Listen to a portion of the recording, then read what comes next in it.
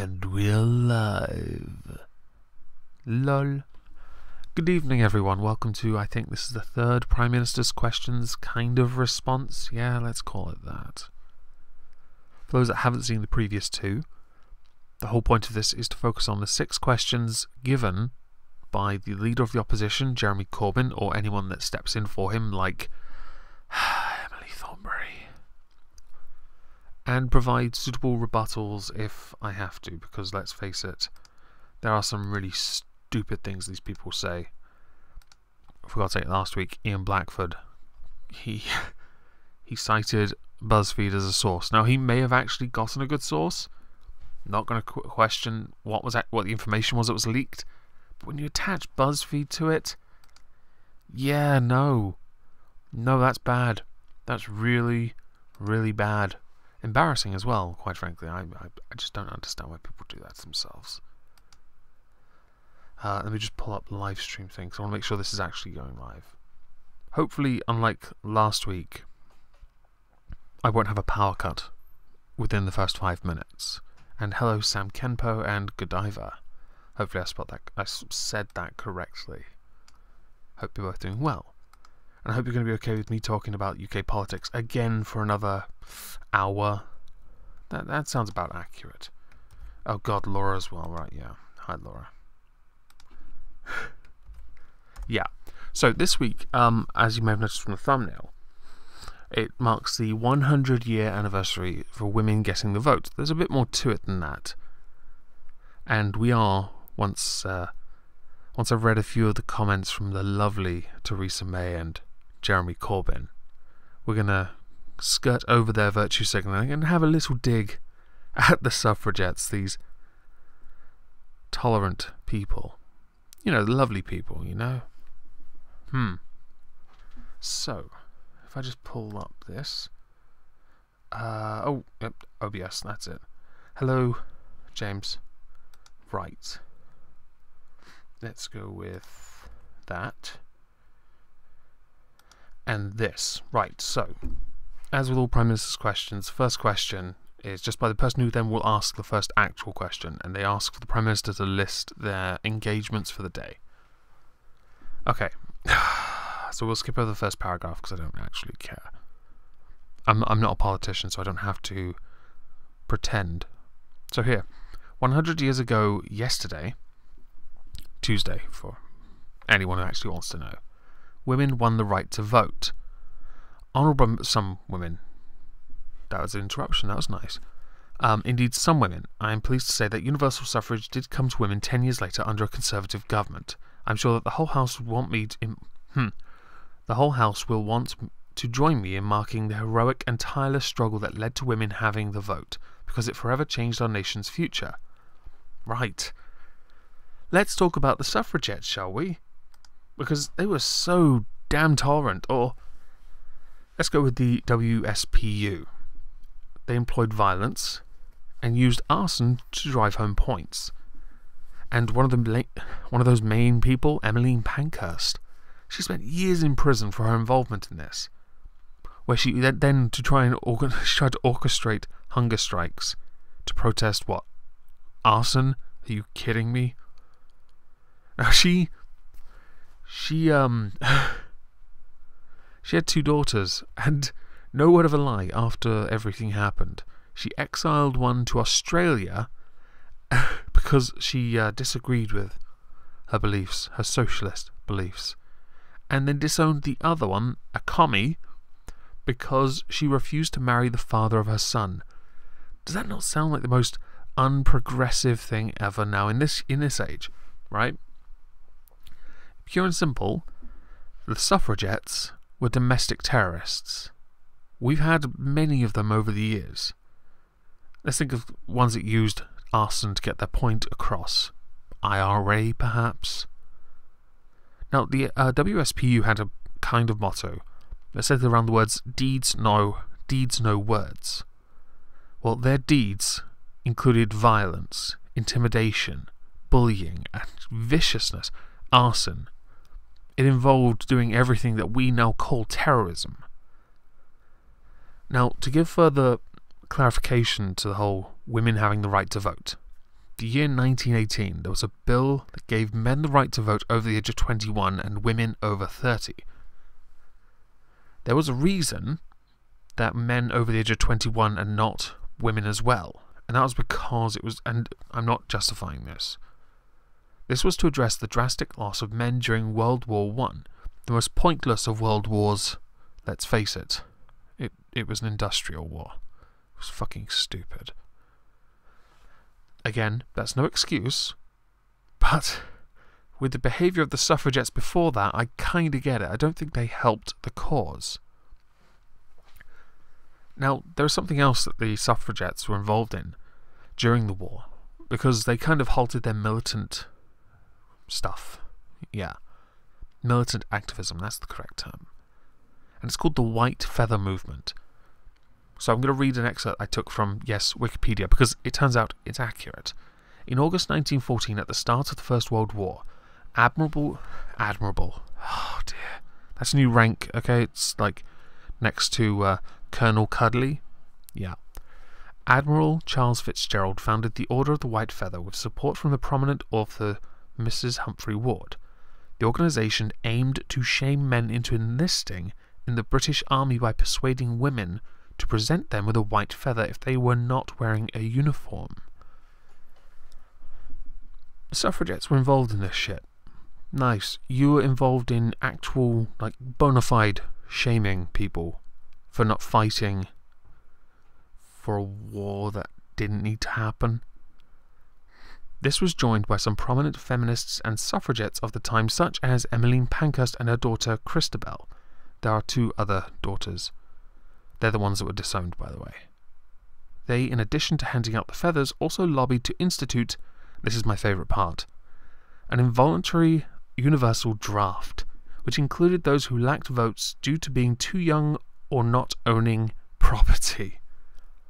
Isn't it nice when a movement strives for equality, bends it to make others suffer?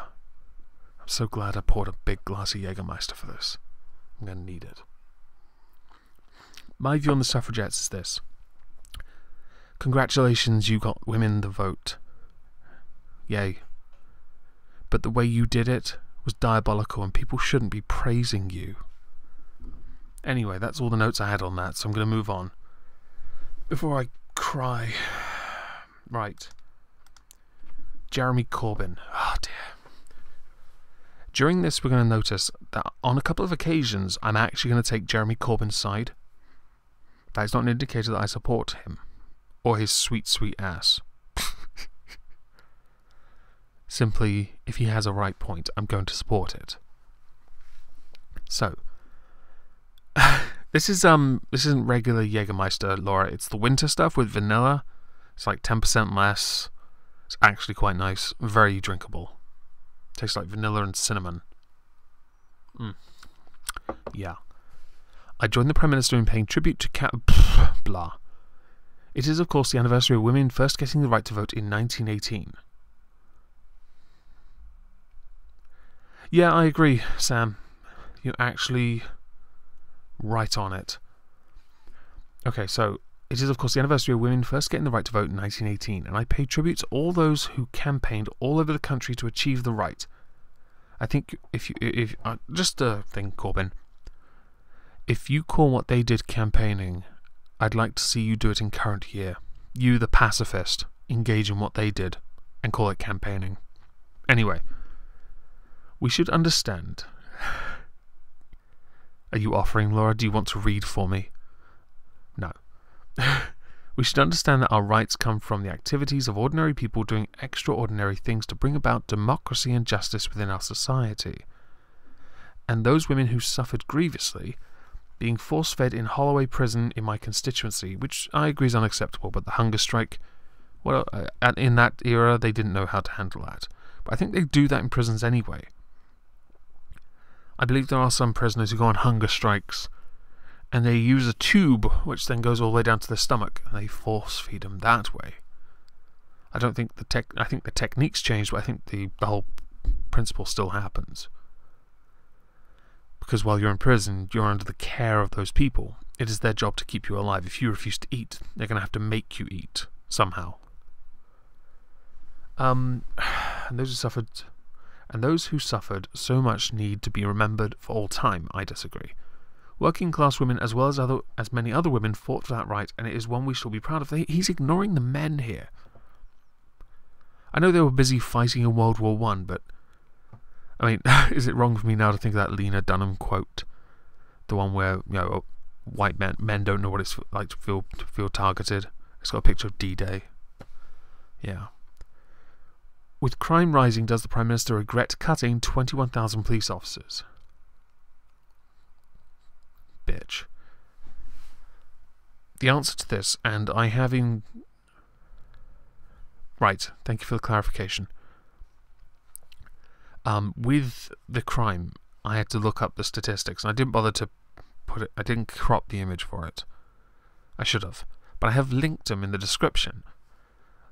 Yes, crime is on the rise. And I think there's a failing in the mentality with this.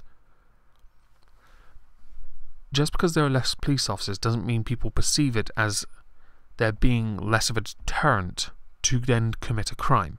Police officers don't prevent crimes all the time. They stop crimes, or they solve crimes that have happened. Or they can't actually prevent all crime. That's just not going to happen. And also with the criteria for what constitutes a crime changing, that also acts as a mitigating factor in this increase. For example, misogyny. I'm sure that's on the rise. I just want you women to accept your place, okay? Okay.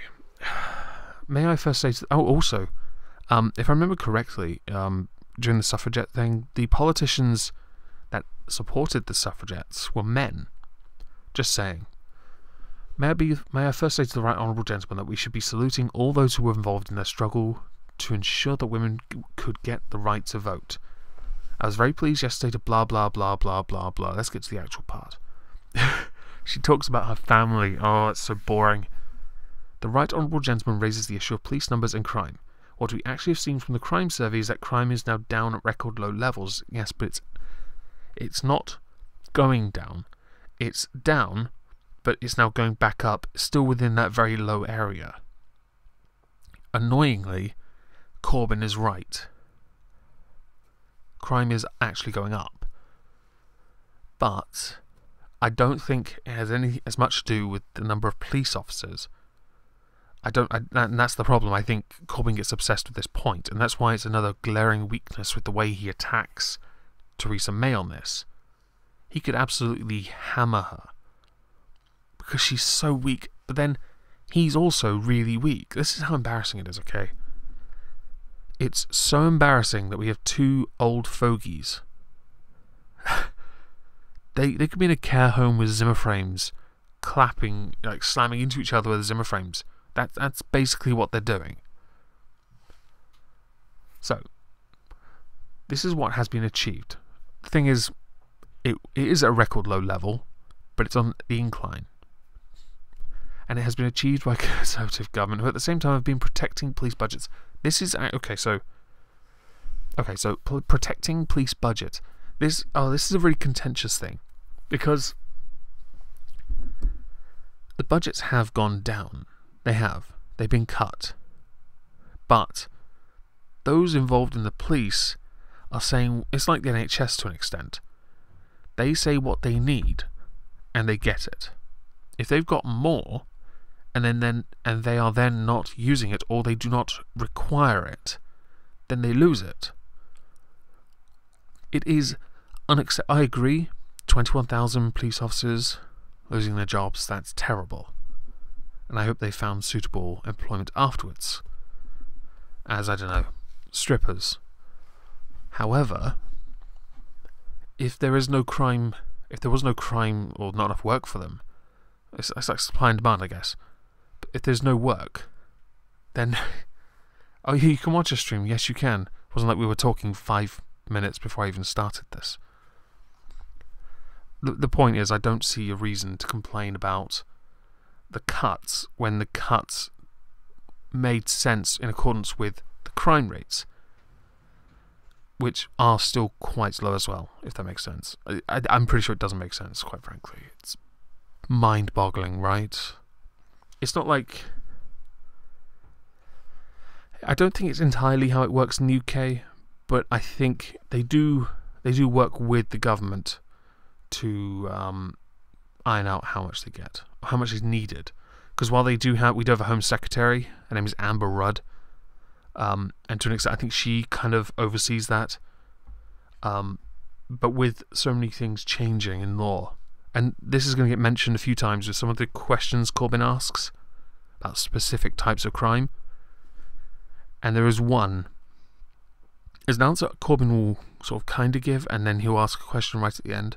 And I actually agree with him on nearly all of it. And then there's a part where Theresa May didn't actually answer a very specific part of the question. And that absolutely, it just pissed me off, because the fact that it even existed confused me.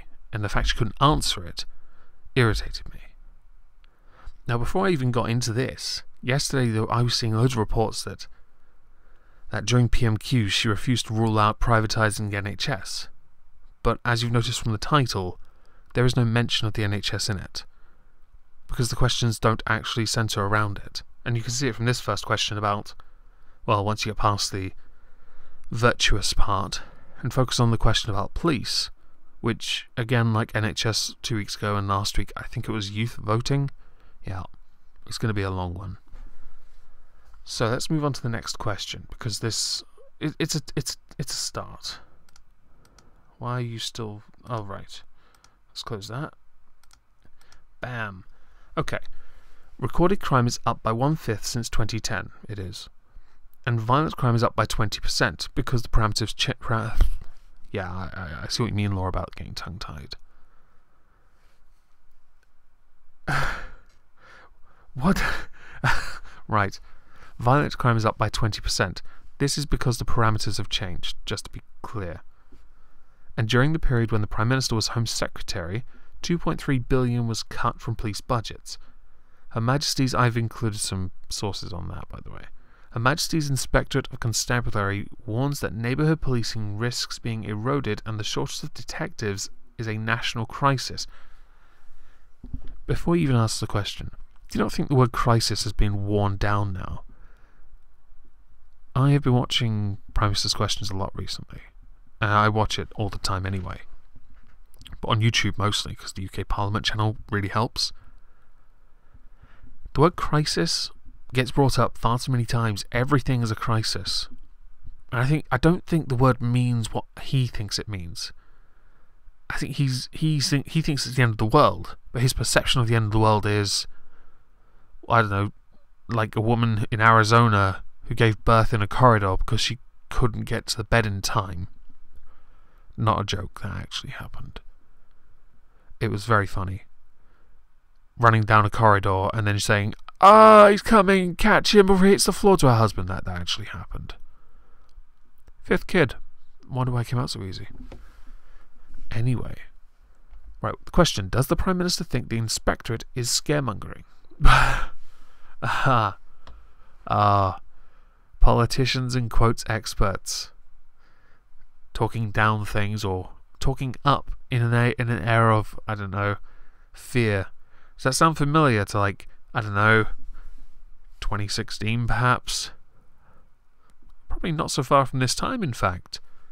Before that vote. Vanilla. Scaremongering is like a second nature to politicians who really are insecure. So insecure about the policy. And that's the same, I guess, with anyone who is commissioned. You kind of get to the point where instead of actually, using your skill to stay where you are in your position during elections, you have to use fear. This could happen if this person's elected. And you have to embellish on it because you're a fucking idiot. And hello, Lord Krauts. Right. So, the Prime Minister's response to, does the Prime Minister think the Inspectorate is scaremongering? The Right Honourable Gentleman mentions the issue about recorded crime, and one of the challenges we have seen in the police in recent years is ensuring we get proper recording, particularly for certain types of crime. Yes. Recording... Oh, is he? Good for him. Recording misogyny is going to be real tricky. Like... especially if someone gets arrested. I honestly would love to see someone get arrested because they told a woman to make him a sandwich. If I ever get arrested, we all know it's going to be Laura that called the police. And why? Because that fucking squid cunt told me to make him a fucking sandwich. 7 years in prison, no doubt. So, I am pleased to say that we have seen improvements over the past 7 to 8 years in the recording by the police of certain types of crime. Fantastic. Additional bureaucracy for police to contend with. Like they don't already complain about struggling enough as it is with all the social media they use. Honestly, does Watch Dogs still exist on TV? Because I swear they used to use that when I was a kid to get people to find people. Have you seen this man? And then they describe vaguely what a guy looks like. And he looks like your uncle. You're like, ah, shit.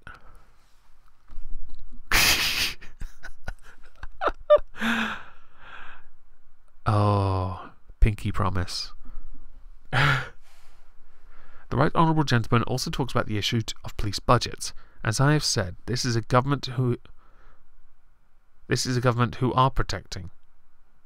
Right. Police budgets, and I might remind him that the Labour Party's former Shadow Home Secretary, now the Police and Crime Commissioner for Greater Manchester, himself said that the police could take an up to 10% cut in their budgets. It kind of makes sense though to have people that can see it and understand that with current crime rates and current police numbers, ignore that.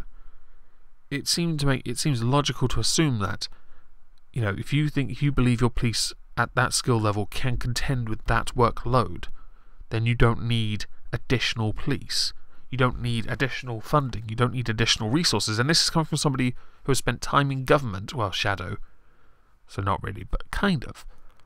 But also seeing it from both sides, which I think makes him a very useful tool. And I don't mean that in the offensive way. I mean, you know, he actually has a purpose. If that makes sense. Yeah. Let's move on to the next question before I annoy myself. The inspectorate also found that the police are failing to properly record tens of thousands of offences. Misogyny. And in addition to cutting 21,000 police officers, which in a country of 65-odd million isn't actually that much, the government have cut 6,700 police community support officers. Are they actually paid? I've been pulled over by one of those bellends, who unironically was riding on the path when I was, who then told me I should ride on the road but I need to buy a helmet first, to which I pointed out he was on the path without a helmet. What leg to stand on does he have? Bellend. The Chief Constable of Bedfordshire says we do not have the resources to keep residents safe. The position is a scandal. Is he an old wife by chance? You know the kind that sticks behind the curtains. Yeah. It's not a scandal. You don't trust your police officers enough. That's the very simple element of it. Or you don't trust yourself. You clearly aren't good enough for the job. Moaning like that makes me want to laugh at you. You respect my authority. Yes. Hello, Red Robot. Too many people do not feel safe, and too many people are not safe. We can certainly talk about that. We have seen the highest rise in recorded crime for a quarter of a century. It's not a big rise, but it is a rise. The Chief Constable of Lancashire, that place, oh well. I honestly didn't think anything existed above, like, Nottingham, because it's all a wasteland to me. Unless Lancashire's in the west, in which case I definitely don't know. Said the government police cuts have made it much more difficult to keep people safe. Is he wrong? Do you not get now why I think that why Corbyn is so fucking useless? He could... the Prime Minister now could actually spend a lengthy amount of time saying, yes, misogyny is a crime. And as far as I'm concerned, she could address him instead, like, I don't know, through a tweet. She could actually just get her phone out, right, and tweet to the Chief Constable for Lancashire and be like, I'm in PMQs. Jeremy Jezza just asked me about the crime rates and how police cuts have made it more difficult. Hashtag you're wrong.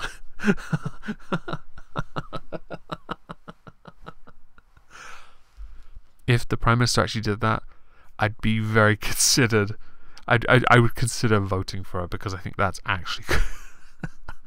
This is why we need younger people in there right now, because Theresa May's so old and out and antiquated, and Jeremy Corbyn is, like, I swear he's where dust is born, like moths as well, in his socialist wallet. So, on the issue of recorded crime, the Right Honourable Gentleman mentions HMIC, yes. And when I was Home Secretary, I asked HMIC to look at the recording of crime to ensure that the police forces were doing it properly. We have had a number of issues with it. We've also had issues with police officers, deciding what information is relevant to a case, only for it to then turn out that that information that they withheld was incredibly relevant and proved the innocent of the, quotes, perp. Right, yes. We also see £450 million extra being made available to the police. Yes, we are. We a few years back, the misogyny thing was brought up in Nottingham, and the shitposting thing, trolling. The Prime Minister actually thinks to protect the feelings of politicians, which, oddly, when I was looking for this Prime Minister's questions, the first one that popped up right at the start, I think it was June 2017. One of the June 2017s, and I'll find it and I'll probably link it in the description after this. No word of a lie, the first question was about the harassment that politicians received during campaigning. So it might have been 2016. But in any case, like, one of the examples used was that somebody painted a swastika over the door of the politician. I know that's not very tasteful, but it made me laugh. Anyway, we also see £450 million being made extra to the police, yes, which isn't actually that much when you think about it. Over the past few years, we have also seen the creation of the National Crime Agency, very expensive, and our police forces are taking more notice of helping to support vulnerable victims and doing more on modern slavery and domestic violence, taking issues seriously that were not taken seriously before. So, male victims for once, because I know for a fact you used to laugh at them. And they are quite a sizable chunk of the victims, now that people aren't so, scared to come forward. You hate politics, huh? Yeah, British politics is a bit of a mess. Our politics are, well, actually I've used the word antiquated already, but it does seem to fit. Yeah. So, as far as I'm concerned with what's happened so far, I would say one question out of 3 Corbyn hasn't wasted when he talks about the police cuts in relation to the budget, in relation to the crime rate increasing. But his thinking behind it, which we will get to very much later on, because he'll bring it up every single bloody time now. It's very important that we focus on that then, because all this crap he's saying now and the wasting of questions will come back to bite him a little. So, if you ask the inspector to look at unrecorded crime, how do you look at it if it's not recorded? And it tells you what is going on. I assume whatever bullshit pops into your head. The least you could do is act on what it tells you. Bullshit. I want to quote something that may sound familiar to the Prime Minister. The first duty of the government is to protect the public and keep them safe. And I have to say to the government that they're not putting enough focus on police resources. There is a source there. Yay. If she casts her eyes to the far conservative backbenches, she will then see the Honourable Member for Shipley, Philip Davis. Philip Davis, and I've actually left his question in this after Ian Blackford's, because it's interesting, and I just want to talk about that briefly. But Philip Davis, for those who want to know, who don't know even, during a committee meeting, he wanted to set up a discussion during Parliament on International Men's Day, and Jess Phillips laughed him down. That's, if anyone's seen it, it's that. He also very passionately spoke about how we shouldn't ratify the Istanbul Convention. I agree with him on this, because it only focused on women. It did not focus on men at all. I've gone through everything. It is so gendered, it pissed me off. And I've got patience, okay? But my patience for the Istanbul Convention is very limited these days. Okay, you bloody well disappear. There we go. Okay. So if anyone hasn't seen the clip of Philip Davis and Jess Phillips, yeah, you should do it, because I think Jess Phillips even said at one point, isn't International Men's Day every day? You know, when women can talk about all their issues every day or some shit, then men can as well. It's balancing by prioritizing and then, you know, discriminating. Kind of like that picture of Diane Abbott, which I haven't actually pulled up, which I really want to because it's so bad. I think Skog, one of my patrons, lovely patron, he put it on Discord, and it's a very funny picture of Diane Abbott. Because okay, so it doesn't look anything like her. On the subject of discrimination, before we even continue, okay, it doesn't look like her.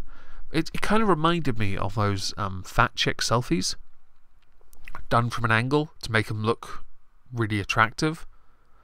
But this is like it seemed to be for Diane Abbott instead, a fat black woman, where it didn't make her attractive, it just made her look human. Doesn't make her count any better though, because her numeric literacy is non-existent. Perhaps I'll pop it up in a little while when I remember. Yeah, right. So, where is it? Yes. And that is what he said about her government and what they are doing. Gun crime has increased by 20% in the past year, and the Chief Constable of Merseyside recently said, now this is where I get annoyed with Theresa May. He brings up gun crime. We in the United Kingdom don't have many guns. So the fact it even has any kind of rise, and such a big rise, either implies there are very few gun crimes, if that makes sense. So the percentage sounds big, but it actually isn't. Or there are a lot of gun crime, and we're not hearing anything about it. Because, I don't know, they're burying it. Kind of like Sweden with a lot of their news. If that makes sense, anyway. But with this part, and the part that pisses me off, is that Teresa's not going to address the gun crime part. Okay, I'm ditching my phone. That's pissing me off. Honestly. Why am I even in that Twitter group? Okay. Right, yes. So the Chief Constable of Merseyside recently said, so have I got sufficient resources to fight gun crime? No, I haven't. Does the Prime Minister think he is crying wolf? Okay. Now, I do have to address the way he's phrased this question, because obviously there is a bit of a... It's a bit of a... We don't have... I'm not going to say we don't have any guns, but let's just face it, okay? And there are a few Americans in the chat. I bet most of you aren't that... It's like, must be like being within arm's reach of a rat. Okay? They seem to always be within a few meters of us. But in the UK, it's knives, not guns. So with the guns, it's more like it's like a white rhino in this country, I guess. We just don't have them. But I think he's exaggerating. He's actually, if anything, he's doing the very scaremongering he mentioned in his last question, which is why I think this question is poorly structured. To address gun crime, of course, there needs to be a special unit solely dedicated to that. You have two in the... Fucking knew it, you fucking Yanks. Oh, the nearest I have to one is a... hang on. I have the moist cannon that Skog sent me in the post. It's a semi-automatic Nerf gun, and I bet you motherfuckers I could take you cunts out in like by throwing this at your face. Where's my drink? Num num num. Yeah. So in short, we don't have crimes. I think he's overstating this. He's scaremongering. Does the Prime Minister think he is crying wolf? Okay. So the response, this is why, well, I have swords. I have swords, Sam.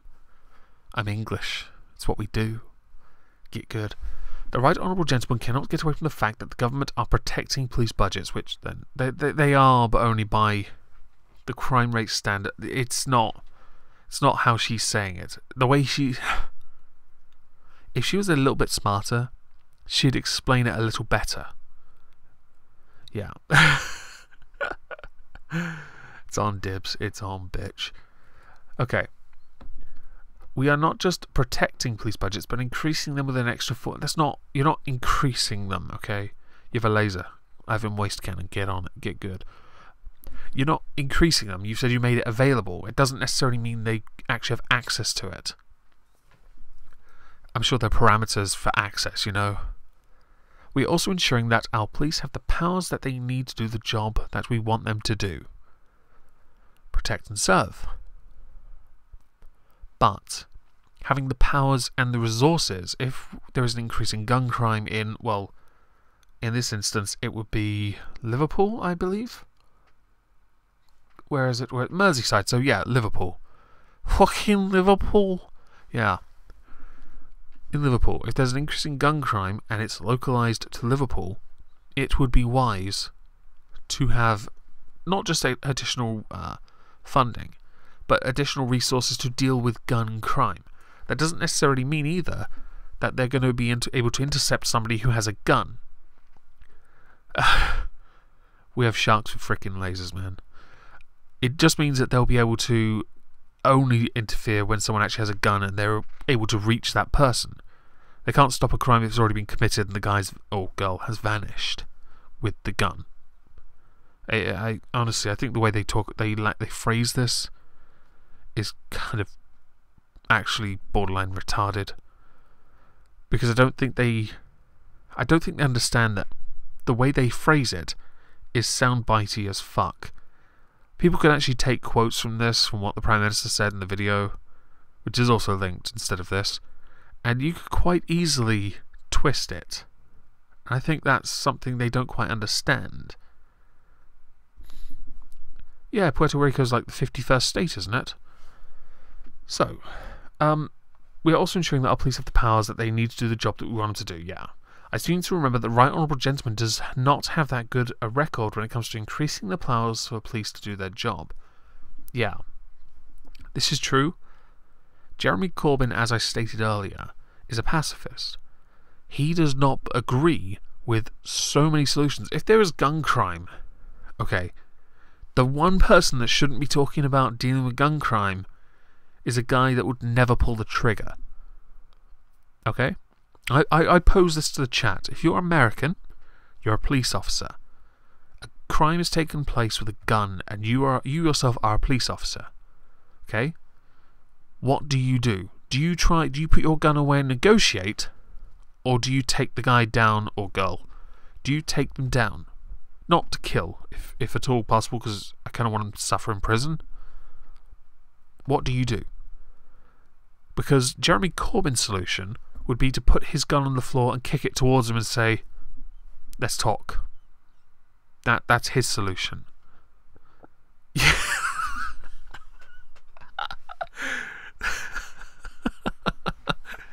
You are such a fucking redneck. Okay. So, Corbyn doesn't have a very good record with this. He does vote against anything that involves intervention that could escalate to violent intervention, or what is perceived as a violent intervention, because he's a pacifist. One of my favourite political moments, right? Talking about, they were debating the Syrian airstrikes or war and stuff, and whether we should get involved with airstrikes. He made an impassioned speech saying no, but then Hilary Benn, one of his shadow cabinet folk, in a perfect display of absolute stabbing the cunt in the back, gave a speech and basically said, yeah, we should. And the House voted to do it, but he obviously then, Hillary Benn, no longer seen on the front bench anymore. I wonder why. He actually did ask a question, I believe, in Parliament today, which was quite nice. Because I didn't think I'd ever see him in politics again. And he's actually very... I think he was like, to me, and I remember talking to Charming Man 93 about Hillary Benn, he would have been a fantastic replacement for Corbyn. And Corbyn could be a good leader, but he's the wrong leader. He's at the wrong time. You know, he could be a good leader, could have been 10, 20 years ago. Now, though, no. The economy's too unstable. So, if you need... Yeah. Okay. Well, your answers do actually pretty much... My perception is, if the guy swings the gun around, it's a case of you know. I was talking to somebody else about this about goats earlier. The strong survive and stuff. So you know, either the guy will have to be dropped, or girl. Does it count as like hitting a girl if you shoot a gun at her? So, Jeremy Corbyn, since 2015, direct government funding to the police has fallen by $413 million, which sounds bigger than it actually is. Yes, it's a huge amount of money. But when you consider the whole police budget, depending on whether it is local constabulary, metropolitan or Scotland Yard, or the national crime blah blah, it's not as big as it actually sounds. The current flat cash settlement for policing means forced budgets will fall in real terms. In addition to police cuts, other public service cuts are clearly contributing to the rising crime. Not necessarily true. This is why I think I have an issue, and it bugs me so much. He believes, and he'll do it in the next question, he believes that by sheer force of numbers alone, are the police a deterrent? I disagree with that. I think... Shit, Laura. That's logic. That's kind of cult of dusty logic. But as far as I'm concerned, you don't have to have tens of thousands of police in one town. Or any kind of thousands, really, depending on the size. If it's an area of London, I kind of get it. In my town, if I saw more than 4 police officers in a day, I'd be very surprised. I rarely see one. We don't have... Okay, we had a guy with... no word of a lie, a Hep C guy pulled a knife out in a convenience store. Someone went behind him and clocked him with a can of baked beans. Glorious. See, we don't need guns. We have baked bean tins, which are apparently more robust. In any case, I don't see the point having an excess of police for police officers if we don't need them. Yes, the crime rate is going up, but it is not going up by the number he implies it is.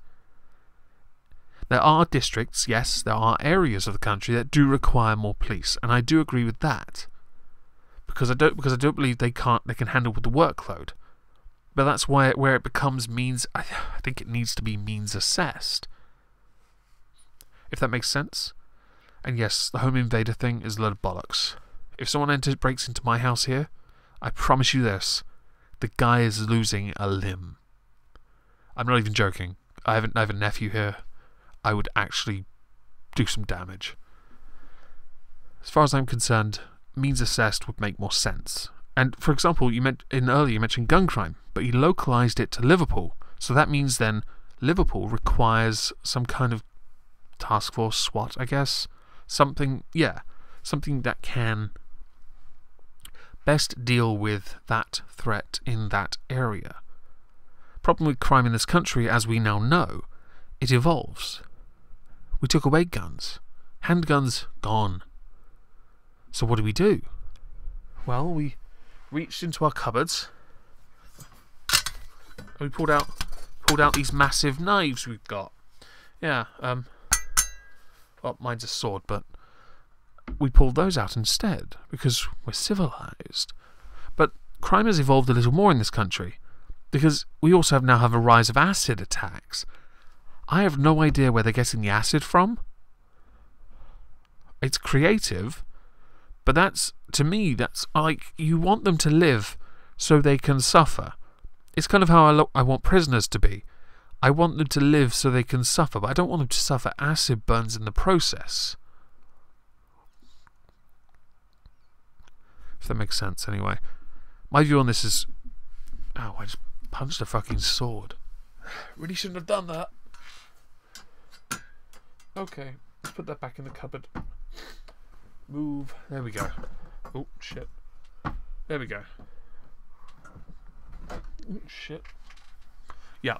So as far as I'm concerned, it should be means assessed depending on region. Because they need resources, then give them resources.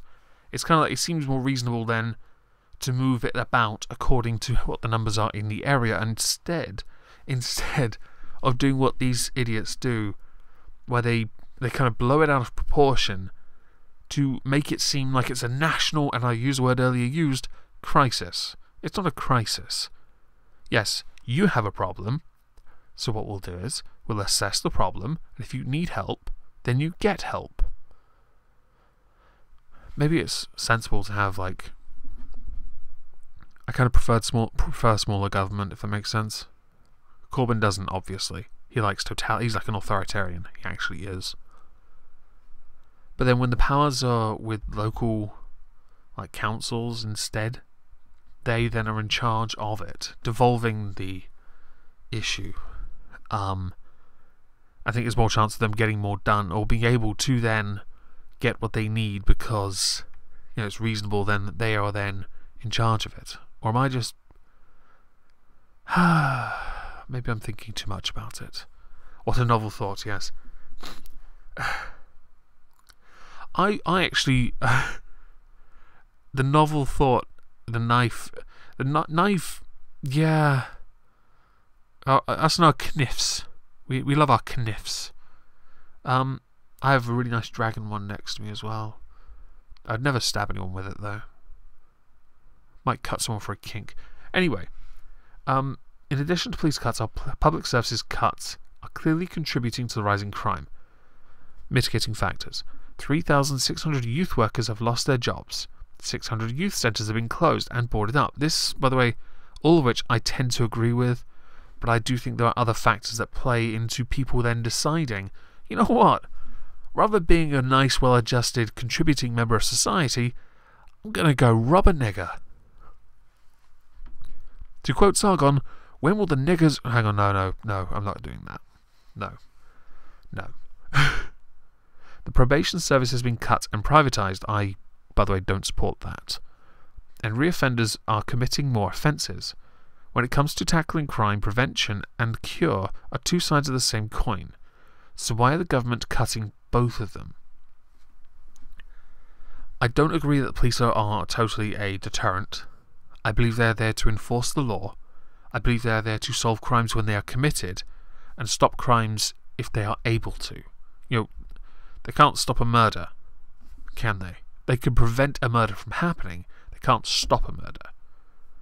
If maybe it's quite possible that I'm being dense about this. My views are very simplistic, after all. So the Prime Minister's response, and this is another one of those answers where I don't totally agree with her on her answer. She didn't talk about gun crime in the previous answer. My view is you could have addressed that right there and then and said that, okay, that's obviously an issue we need to resolve. So let's resolve it. We'll work together on this one. Corbyn won't, by the way.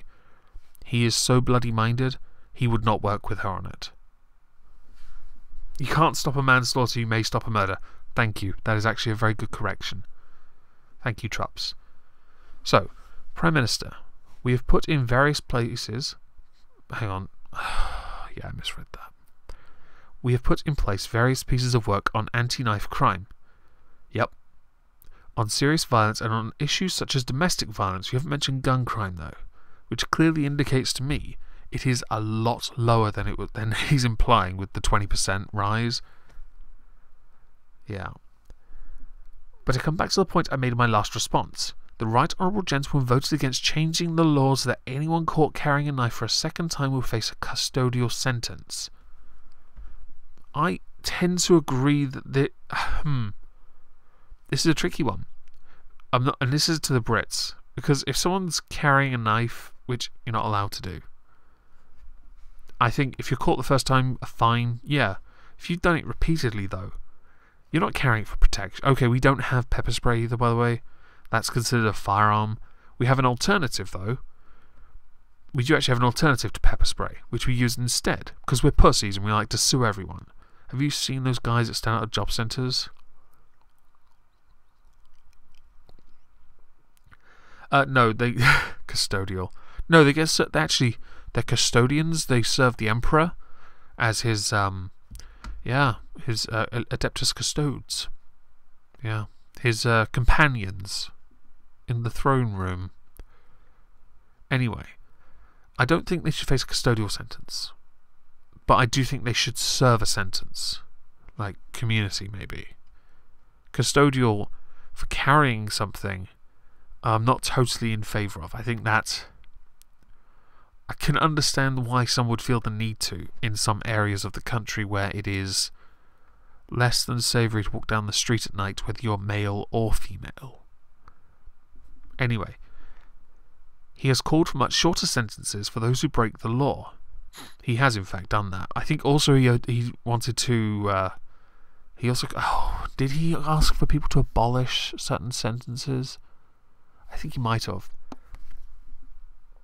He might want to reflect on the fact that knife crime fell when there was a Conservative mayor in London, but knife crime is going up now there is a Labour mayor in London. Hail Zinj. By the way, the fact that the mayor changed isn't an indicator of a trend in crime rise.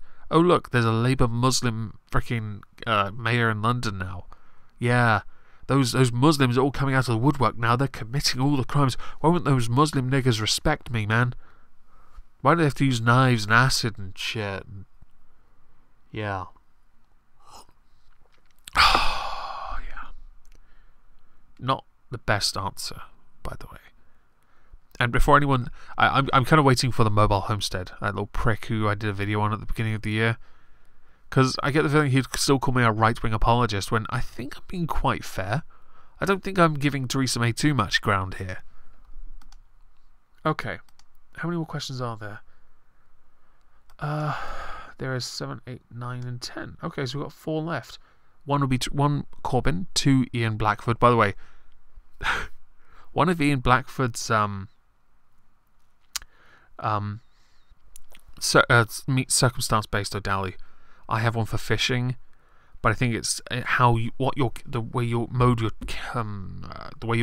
carrying it with, and the type of knife you use. Okay. I think it depends, because there are some instances of people carrying basically a machete and saying, "Yeah, I'm taking it fishing." It's not quite the same thing, but I do agree. I don't really see. This is why I don't see the point, because the law says it's illegal. I think then there shouldn't be a custodial sentence that goes with it. If you get repeatedly caught, I think you should get fined and maybe do some community service at most. But I do tend to agree that it's redundant. But because of the knife crime in this country, I also understand that, yeah, we probably need to take those out of the ball game so then we can eventually get onto baseball bats. Right, here we are. Gun's also a tool. Oh dear, Dibula. Oh dear. Jeremy Corbyn, I am very clear that crime is of course wrong. The way to deal with it is by having an effective probation service, which obviously has to be funded by the taxpayer, by community service orders, and by the rehabilitation of offenders, which, okay, so there was, I don't know if he's got it up on his channel yet, Gary Awesome did a fantastic video talking about rehabilitation, where he goes through a number of statistics and his own views on it. And I tend to agree, depending on which crime, because there are a lot of crimes that are committed that people, you can't rehabilitate them from. You can try, and maybe they will in prison, but honestly, no. It doesn't. It's been proven repeatedly to not fully work. And if I get the time, I will find that video, but I'll also find some sources and dump them in the description afterwards. Because, yeah, I think there is I think it's just one of those things where with rehabilitation, it does... Okay, it's dependent. It's means assessed. I feel like that could really be the focus on a lot of answers. It's possible I've overthought that. What the Prime Minister said goes to the heart of her record. She was Home Secretary for 6 years, but crime is up. Violent crime is rising. Yes, but she's not the current Home Secretary. If you want to just rail on the Prime Minister for Amber Rudd's failing, by all means do so. But current crime, if it's going up, isn't any more her problem in that regard. I mean, it's hurt the buck falls at her feet, I guess. But you can't change what job occupation you're going to attack, if that makes sense. Whatever. Violent crime is rising, police numbers are down, and chief constables are saying they no longer have the resources to keep communities safe. Do you not feel like he's building to another crisis moment? Yeah. After 7 years of cuts, will the Prime Minister today admit that her government's relentless cuts to the police, probation and social services have left us all less safe? The reality is we cannot have public safety on the cheap. Part of me thought that that the Conservatives, while claiming to continually want to defend the NHS, which is fine, that they would eventually privatise the police. Because that was always a suspicion I had when I was a kid. And that was when, let's see, I was born in 86. I think Maggie was still in charge then, but I don't think she ever went down that path. But John Major always made me feel like it. Oh, he had fucking huge glasses. But then with all the recklessness of Tony Blair, he implemented some good stuff, I won't deny that. But fucking hell, reckless. In 2010, the Conservatives had no choice. Austerity had to be introduced. And unfortunately, it's a long game on this one. And it sucks that it is a long one, because... Right, I have no idea why you wrote that, Laura. Oh, he did! He did! Oh my god, he did! You're quite right. Yes. But with austerity, it has to be played slowly and a long game. And I'm poor. I'm a low income guy. Okay, by any stretch of the imagination, I'm not wealthy. Okay, I don't live in a really nice house. I don't have nice cars. None of that shit. But I still understood that austerity had to be introduced because of the recklessness of New Labour. And unfortunately, yeah, there was a price to pay. People had to pay the price, and that meant everyone had to pay the price. Everyone had to, well, most people had to suffer for it. And that did mean that some rich people benefited from it. But it was either that or we were stuck, screwed. Quantitative easing didn't work. It's been proven to never work. Let's face it. Yeah, let's boost the economy by printing more money that actually has no value. That'll totally get people into buying stuff, which will boost our economy again, because that money's real, because they've got it in their hands. Right. Ah, yeah, that's good. Where was I? Yes, the answer. This is the last question, by the way, that Corbyn asks. Then we're going to do the 2 Ian Blackwood questions. And if I have enough time, I'll have a look at Philip Davis's question, because I actually think there's something to it. So, the Right Honourable Gentleman really needs to reflect on what Labour would be doing if it was in government. Before I even go any further, this is something I really get pissed off about. He has asked a question, but instead, and this happens when politicians think their opponents are weaker. Tony Blair did this all the time. He did it when he was the opposition. Okay? He did it when he was just starting out. Cameron didn't do it as much, because Cameron was very... I don't know, something about Cameron was very powerful. He could attack people, mock them. He could really dig his heels in on them. If you wore stilettos, he'd have put one through your head. Okay, but with this answer, it already goes down the path of dodging the question to instead attack the other person and all the party. Which, based on current Labour, yeah, I get it, but it's not needed. It's unnecessary, and it's quite frankly, it should be beneath you. So, really needs to reflect on what Labour would be doing if it was in government. You can only pay for our public services if you have a strong economy, a term used quite a lot. If you watch PMQs, you'll know when that's going to come up, because there are planted questions by other backbenchers to make them look good and then the Prime Minister. What would we see if with the Labour Party? We do not need to ask ourselves what we would see because the Shadow Chancellor's advisor told us at the weekend.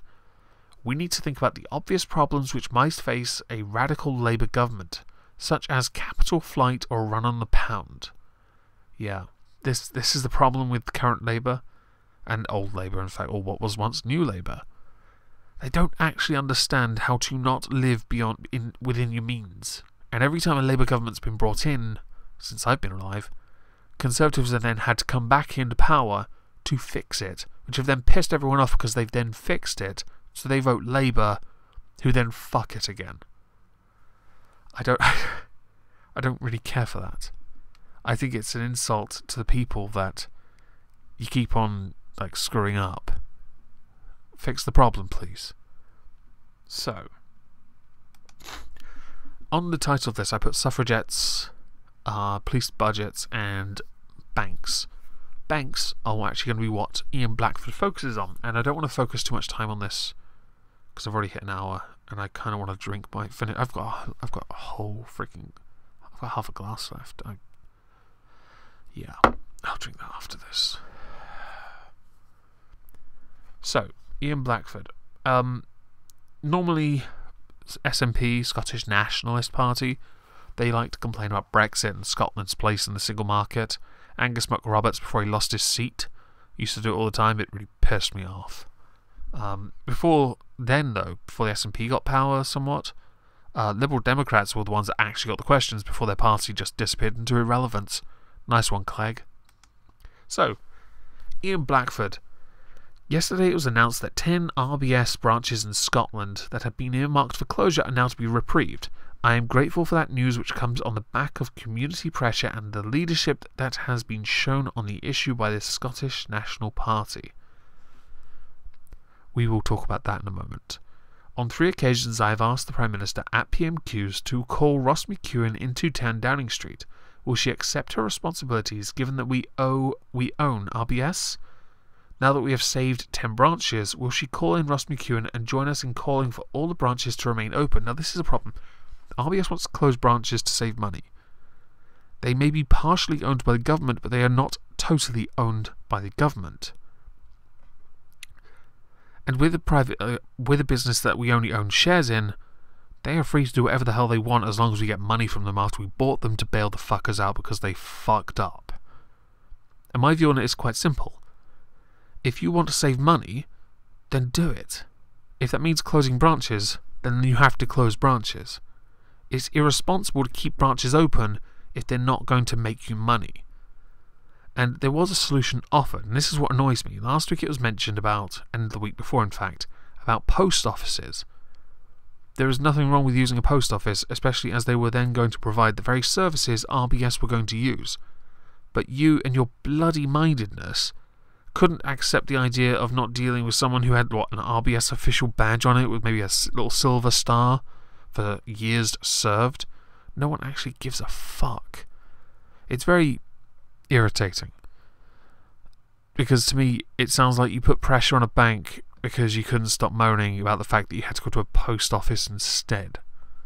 Oh look, I can't deal with my money because cash machines baffle me. So instead I'm going to go to the post office. No, I can't do that. I'm going to complain and get a proper bank so I can act like a fucking idiot in front of a few people.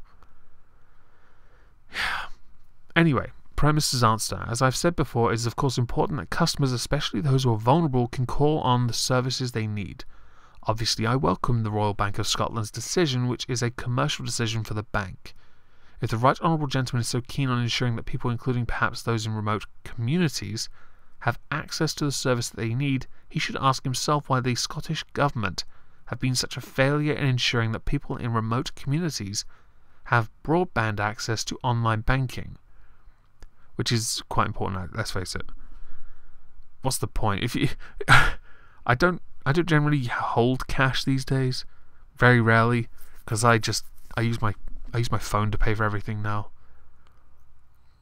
It just seems ridiculous. I mean, I know that there are a lot of older people that don't, and I get it. But that's where the post office stepped in. There is a post office in every town.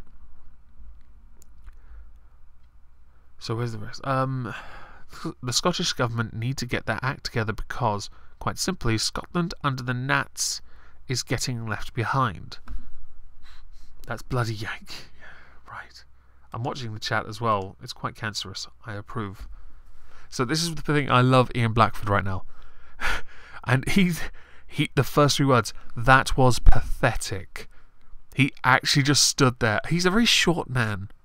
He's not very tall. He's a plump little man.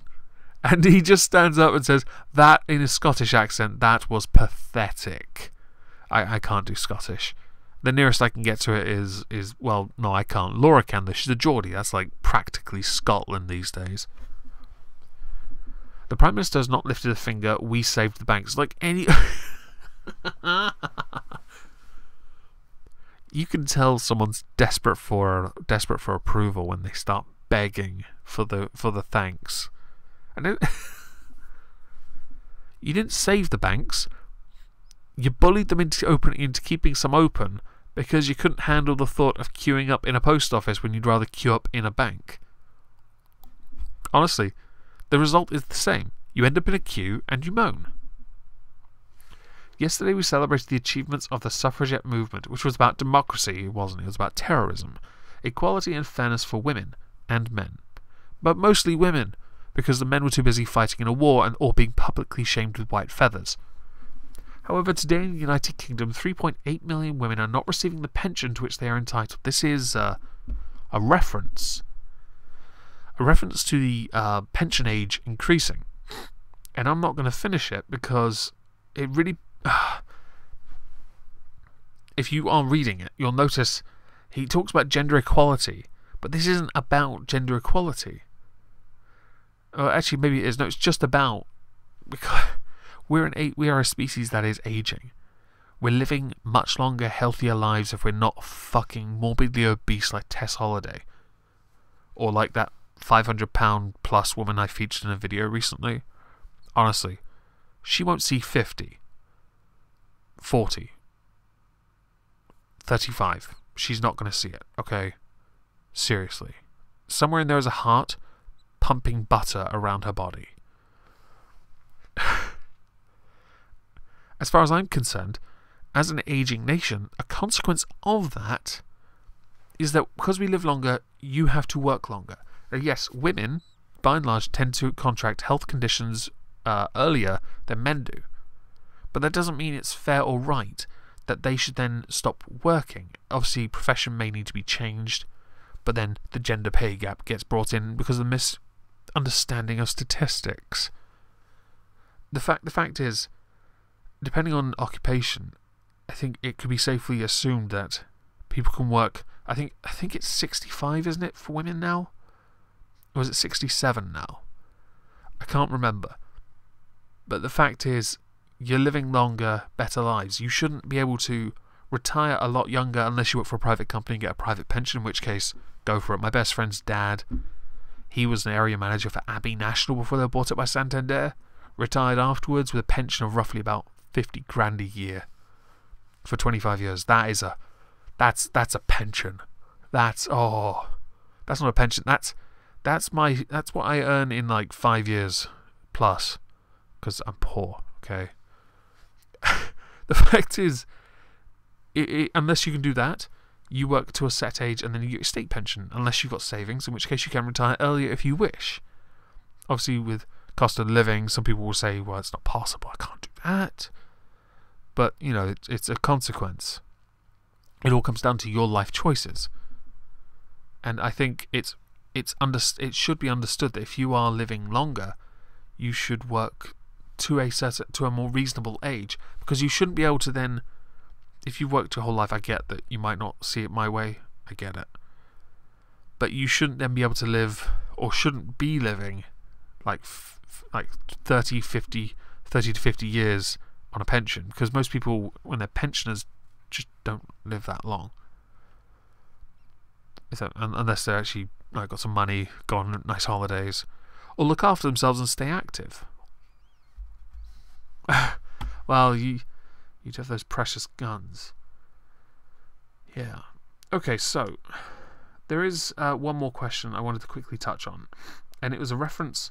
It was Philip Davis. I will touch on it. Let's see. There's a man called Lord Shinquin. He applied for a position and was appointed to it. And then a few weeks later, the Equality and Human Rights Commission abolished the post altogether. Now he wants the Human Rights and Equality Commission to reinstate the post of Disability Commissioner. Now, yes, he was appointed Disability Commissioner, but when he went to the meeting, it wasn't that they abolished the post. They simply wanted, and he still got to be, a commissioner instead, if that makes sense. So he still had a job, just not the one where he got to promote disability. So it's not all that. I did look this up. I did read on it. I've left some sources. If not, I will after this.